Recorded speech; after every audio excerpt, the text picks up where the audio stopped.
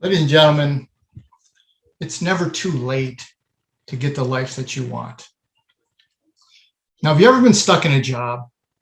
Come on, we all have been stuck in a job. You're good at what you do, you're just not happy. You're not sure what you want to do, so we stay stuck. That seems to be the pattern. Then COVID entered the picture. And for so many of us, that choice was made for us. There were furloughs and layoffs and business closures and sheltering in place. Not only did you have to become work from home, you had to deal with probably a working spouse who's working from home. Home, which used to be your shelter, now becomes your office. You're now a teacher. You're trying to teach math to your children, which you weren't any good at when you were taking math, and it hasn't gotten any better since then. The stress and the strain has become amazing. Since the start of COVID, and this is a staggering fact, a growing number of women have been leaving the workforce to address the family dynamic. So what's that mean?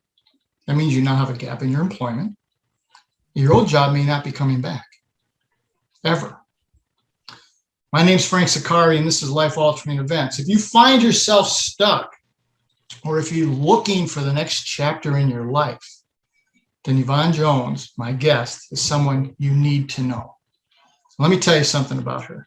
She's a founder of my Success Circle Marketing, and this is the parent company of 50andwisercoaching.com. Very niche market. She's extremely good, and it's Yvonne A. Jones, got to have the A, Jones.com. When I looked her up before, I couldn't find it because I didn't have the A, so remember the A. Yvonne, welcome to Life Altering Events. Thank you, Frank. It's really wonderful to be here today. And thank you for that introduction as well. We're excited you're here. Yvonne and I had met through a group called Biz Catalyst 360 and in a program with a good friend of ours named Mark O'Brien, who works on helping people create the writing and creativity skills. And Yvonne is just excelling in that. So Yvonne, you described yourself, believe it or not, as an introvert growing up. And you started working at a very, very early age. What did you learn during that period? Well, you're right about being an introvert, Frank. I was big time, but I was not shy. That's the difference, because I would talk to anyone and I spoke in front of groups as well. But as far as my job was concerned, a few weeks before graduating from high school, I applied to two of the largest banks in Jamaica, and one of them responded almost immediately. I did an interview, I was hired, and the other bank replied to me sometime after. Now, before that, the plan was that I would have gone right from high school into college to become a teacher, because that's what I wanted to do since I was 4 years old. Unfortunately, life doesn't always work the way you expect it to.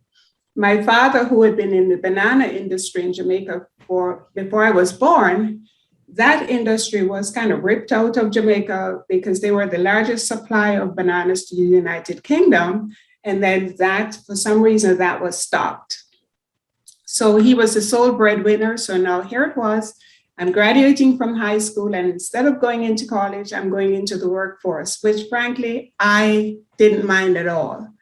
And at the age of 16, I walked into the largest commercial bank at the head of the main branch in the capital.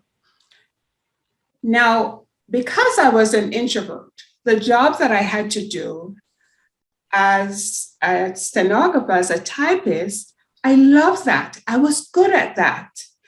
But my job also required that I go to the counter when the counter clerks were busy. And for me, every time I had to get up, it was an interruption in my head, because I didn't want to have to talk to people. I just wanted to stay at my typewriter and do what I was good at. Something had to change. I recognized that, but I didn't know what to do about it. Thankfully, about 3 months later, the company sent several of us on an external customer service training. That was a transformation for me, it was a transformation for my attitude toward my job, because I appreciated immediately as I was learning the difference that it made.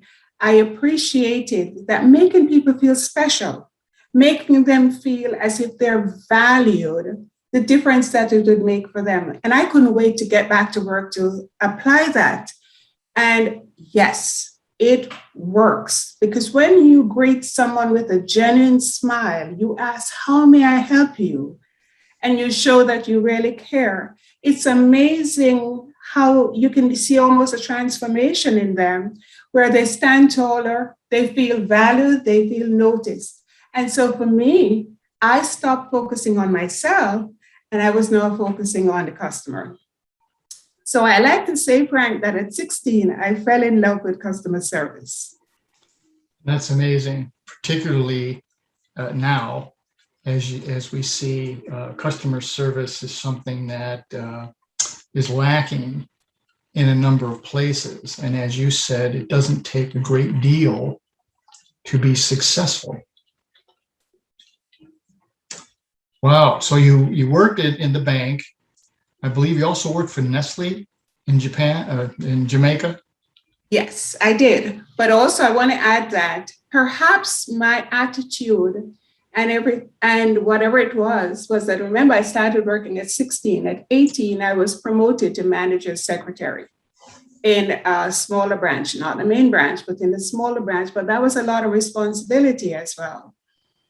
And then I left the bank on a Thursday evening. I started at Nestle the Friday morning.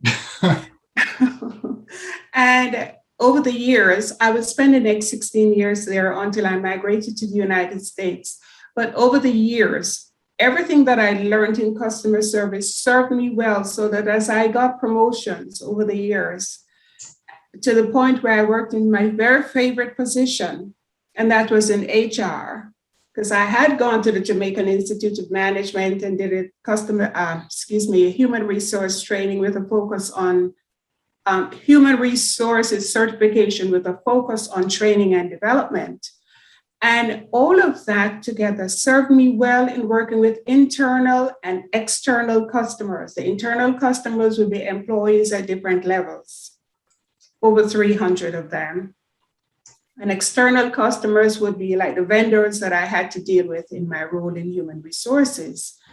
And it was a beautiful relationship.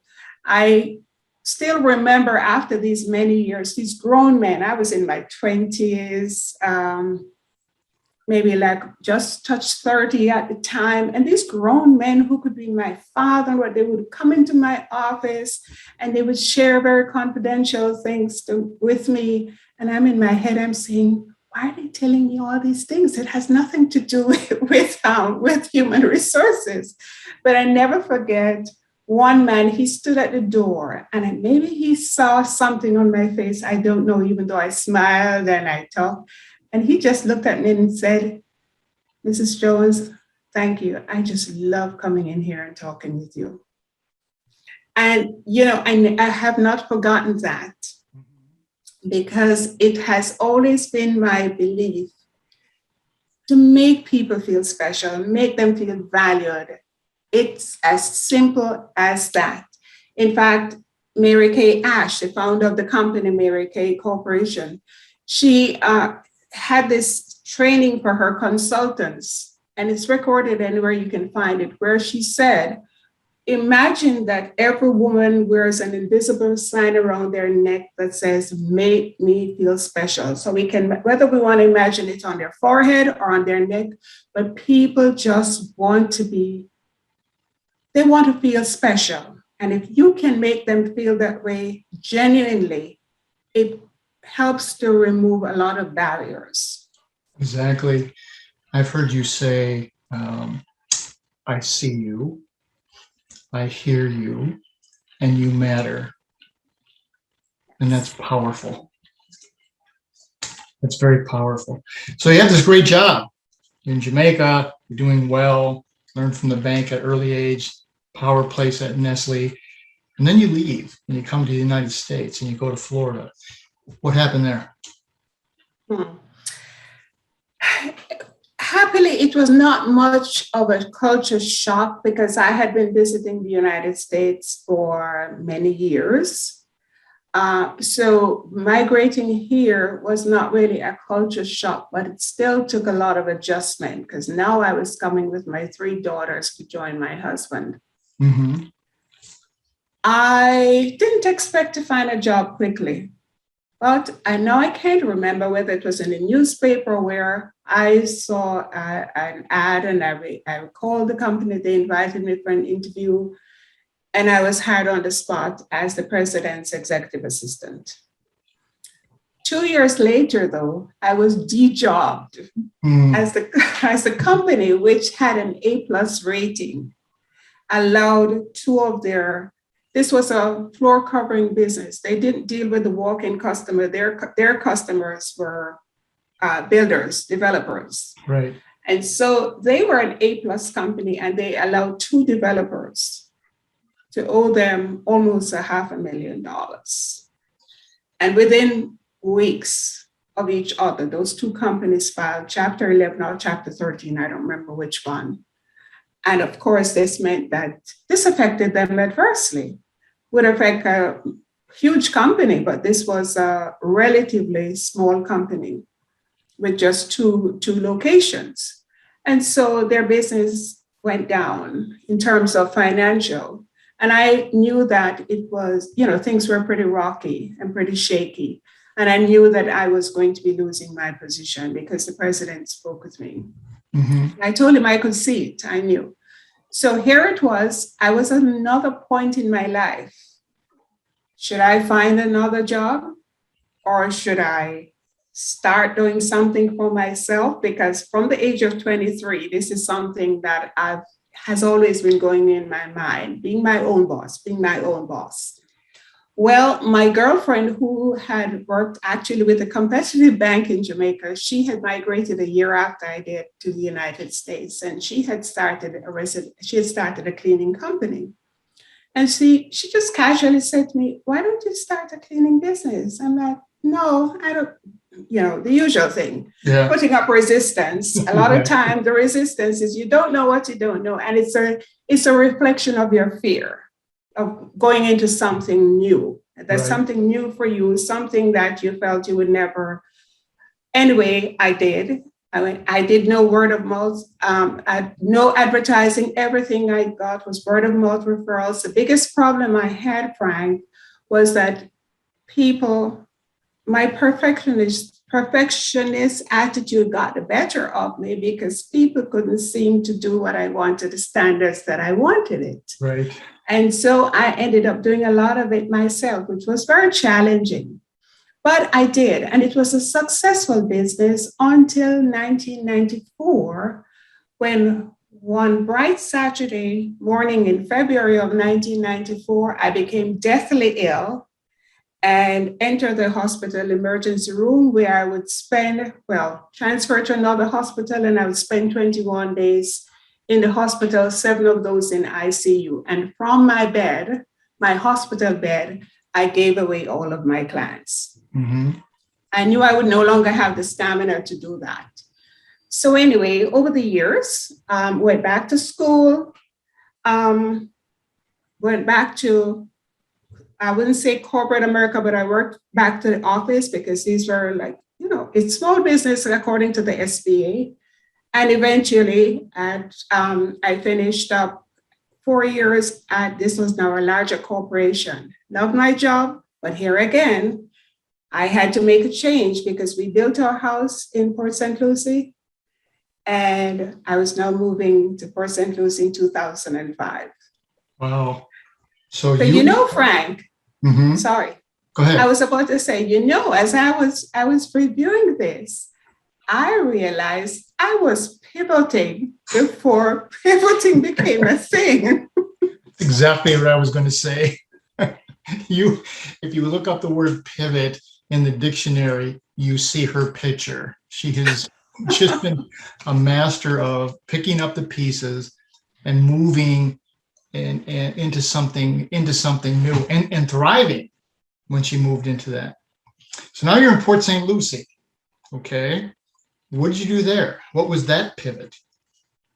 Okay, thank you for asking. Now, here it was. I thought I would have a few weeks to just get to know my new town and get familiar. Well, I was driving down the road and I saw a temp to perm agency, and I said, let me turn back. And I remember making a U-turn and coming back, and I walked in and I said, because I thought about it, and I said, I don't know anything about the businesses in this area. I'd like to find out a little bit more about the culture of each company, or, it's a different environment. South Florida is very different from, this is on the Treasure Coast. So I registered, went in, they said, sure, come on in. And I registered. Well, within a couple of days, I got a call. So there went my idea of driving around and getting to know my town. Mm-hmm. And of course, it meant taking a huge salary cut from what I was making in South Florida as a permanent employee in a company for 4 years, one in which I was Employee of the Month 2 times within 4 years. And this was a company with over 100 employees. Now to working for a temp to perm, but the experience was phenomenal. I worked with the county office, administrative office in permitting. So I can tell you how permitting works. I was the executive assistant for chief of police. I worked in a real estate company transaction coordinator. So I learned a lot. It was a great learning experience. And one of the companies actually wanted to buy me out, but it was not an industry that I wanted to spend a lot of time with. So all of that happened between the end of, I think I went there the end last day of February. So that happened between March and September. And then in September, I was hired away from the agency, nothing to do with the agency. I was hired by a company that I enjoyed working at. That was not to last anyway, because within a couple of months, they sold out the division of that company with about 20 of us. So we went to a different company, a national company. And that's where I started losing my joy working in corporate America. Mm-hmm. Because I was assigned to accounts receivables. Now, Frank, I'm not your numbers girl. I don't like numbers. I don't like working with money. My joy is working with people. The sad thing, though, is that I started to witness blatant ageism and prejudice. Not to me for some reason yet, but it was shown to 2 of my coworkers, and it became a place I didn't want to go to. So I had a choice again. Do I stay here because the salary was good, or do I take the risk of going out on my own? I chose the latter for my health's sake. In fact, I think I mentioned something about my health in my resignation, and they thought I was sick, but I made them believe whatever. Whatever works. Whatever they wanted to believe. So I took the leap, and I had been taking in preparation, and my intention was about spring of the following year, I was going to resign and start my own business. So here's where my passion for the whole customer service came back. So I had been taking training in the nights to become a certified customer service professional, additional training, because they wanted formal certification for that. So I was preparing myself. And then I decided this was it. I handed in my resignation, did it maybe about 6 months early. And I formed a corporation. I became a subcontractor to a huge contractor to provide inbound customer resolutions, inbound resolution to customer problems for some Fortune 500 companies. Unfortunately, I recognized very quickly that they were more focused on time and numbers, not so much on the results. Yes, I got good reviews for the results and how, I worked with customers, but you spent too much time. That was the complaint I got. And so after 2 years, I quit. I dissolved that corporation. But along the way, in 2009, I started attending network because I wanted to get the word out about, that I was, what I was doing. Mhm. And so I started attending a lot of networking events. I joined BNI, then I joined the Chamber of Commerce. And in between those places and going to meetup groups, even for my own meetup group, which was, again, pretty successful, I recognized that a lot of small businesses needed to be online, but they didn't know what to do. So here again, I pivoted. Again. Yes, while I was online, I should backtrack a little bit and say that I did go online in 2008, and that was when I started networking because I wanted people to know what I was doing online with online marketing and how I could serve them. So I recognized this need. So I took training in social media management, became a founding member of the Global Social Media Managers Association, did courses in reputation management, SEO, and all of those stuff to become a local business consultant. And I actually worked with brick and mortar businesses in the area. Mm-hmm. So I did that. And along the way, also, I became a co-chapter leader for a women's organization. And something that I hardly ever talk about is that I also became certified in elder care with a certification in Alzheimer's and dementia care. Mm-hmm. So I did all of those things until 2005 when we went back to Jamaica to live. We moved back to Jamaica. While there, I invested in myself and my future to become a certified coach. My coaches over the years had been saying to me, Yvonne, why aren't you a coach? You need to be a coach. And I was coaching people, but I prefer to call myself a mentor. So during this extensive training, we were encouraged to think about our niche. And as I analyzed the people I had worked with over the years, it was clear to me that the majority of them were in their late 40s and beyond. And in fact, a friend and myself, an associate and myself, had written a book, had compiled a book in 2016, which became a bestseller, which was Remarkable Insider Secrets from Women 40 and Wiser. So I sort of didn't want to take that 40 and wiser. And I recognized where my market was in the 50 region. And that was my market. That was me. I was my market. And so that's where, and the other thing is I had spoke with so many women who were 50 and over and heard the same thing over and over. I'm too old to do this. I'm too old. I'd like to do this, but it's too old to start over. And I was like, no, it's not. At 52, I walked away from corporate America. It was a huge risk, but I did it. Mm-hmm. So you can do it too. Because I recognize, Frank, that a lot of what was coming up was mindset was one thing, and it was a manifestation of fear. I'd gone through those fears, fear of the unknown, fear of leaving certainty if you're in a job for something that is totally uncertain. So that's where 50 and Wiser came from, because our hope is that we have gained knowledge, we have gained experience, and hopefully we have gained some wisdom to be 50 and wiser. Mm-hmm. And the other thing that Wiser came about is that I actually did physical surveys where I asked people, boomer women, midlifers, and when I said 50 and wiser, everybody said, yes, that sounds much better. So that's where my 50 and wiser came from. That's incredible. The thing that is most interesting to me, Yvonne, and to listen to the viewers out there, is you pivoted, but you weren't jumping off a cliff.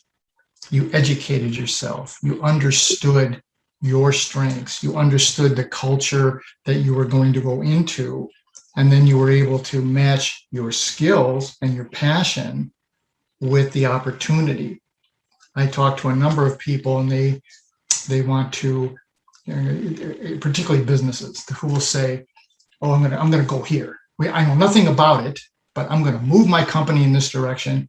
And I said, "You're jumping off a cliff without a parachute. What are you doing?" Pivoting is not throwing everything out. Pivoting, as you have shown and said, is adjusting, correct? Exactly.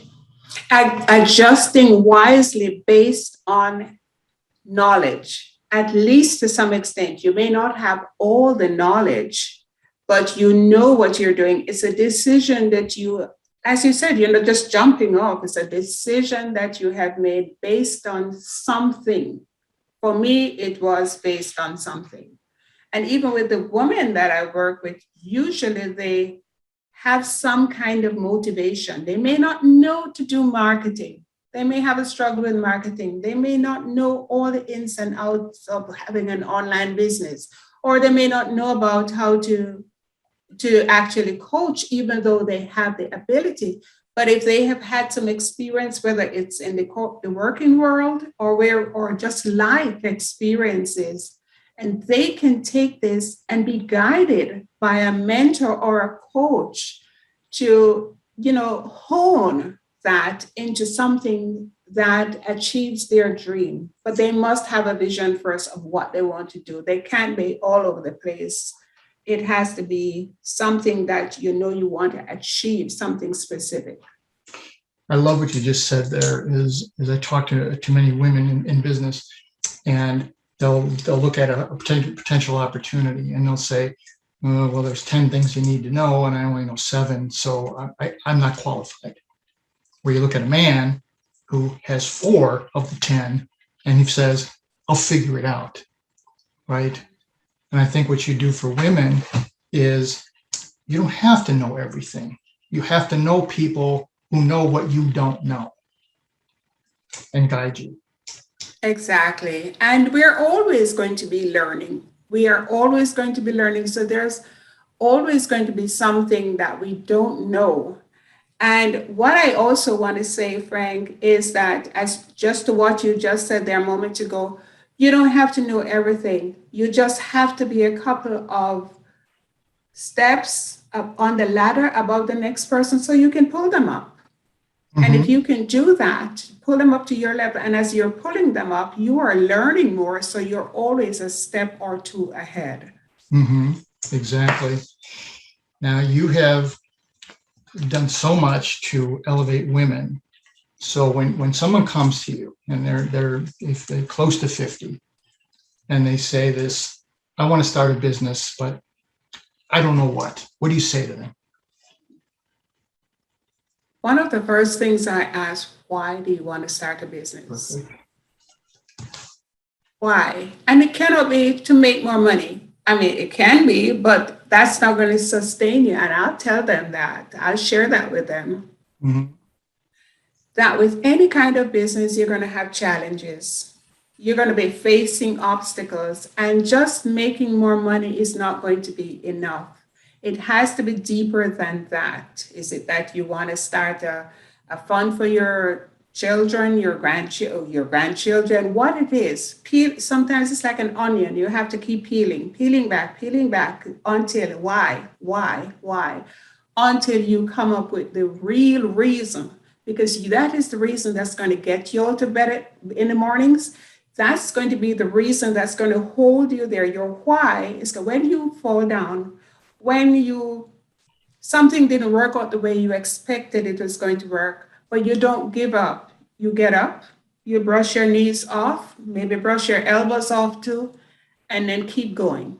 So it has to be something strong. You need to have a vision of what it is. What's the end of that? What do you want to accomplish ultimately in 5 years, in 10 years? What is it? You have to see that. You may not see it all at once, but you have to have the ability or get someone to help you to create a clear vision so that you can create a plan.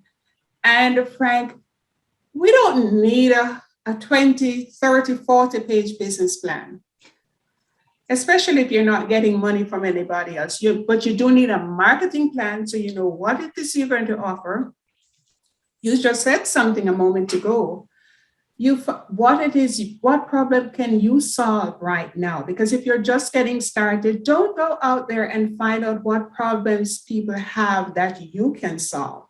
What knowledge do you have that you can bring to the marketplace, and who needs that knowledge? later on, you can add to that and find out what it is that people need so that you can get trained to help them. But what do you have that you can help people with? And a lot of women, you mentioned about the difference between men and women. That is so true. A lot of women we forget about the experience that we have had in life, so that when we start something new, it's as if, we're starting from scratch. I understand, because that happened to me with all the years of experience I had offline, excuse me. When I came online, I felt like an 11th grader who was coming into high school, where everybody knew everybody. And because I was coming in at 11th grade, I knew nobody, didn't even know where to find the lockers. Mhm. So it's a different world, but you have a lot of experience, you have a lot of wisdom that you can transfer to this world, the online world, if that is where you choose to build your business. Two things you said that I absolutely love is why. I say that all the time. Nobody cares what you do. They care why you do it, number one. And the other thing you said is, I hear so many people say, well, how am I going to get this done? And I look at them and said, you're asking the wrong question. The question should be, who can I go to help me get this done? And it's the mentoring that you bring and the expertise you bring, and surround yourself with people who know what you don't know. Exactly. And that's where the success comes from. Wow, this has been amazing. This has just been amazing. We're just about out of time. I want to thank Yvonne so much for sharing the story and the life of how to pivot, not just pivot, but how to pivot, and how to understand what your strengths are, and how she's showing people that it's never too late and they can make their life better. Now, ladies and gentlemen, if you want more information about Yvonne, you can look at her website, Yvonne A. Jones, or you can contact me and I will make sure that it gets to her. Okay. If you want to see this, it's on ROKU TV or on my YouTube channel, Frank Zaccari. And if you do go to the YouTube, please subscribe. And let me leave you with this, as I do every week, ladies and gentlemen. None of us are in this alone. And the secret to walking on water is to know where the rocks are. And today, Yvonne showed us where many of those rocks are. Join me again next week. We'll discuss another life-altering event. Thank you again, Yvonne. Thank you, Frank, for having me.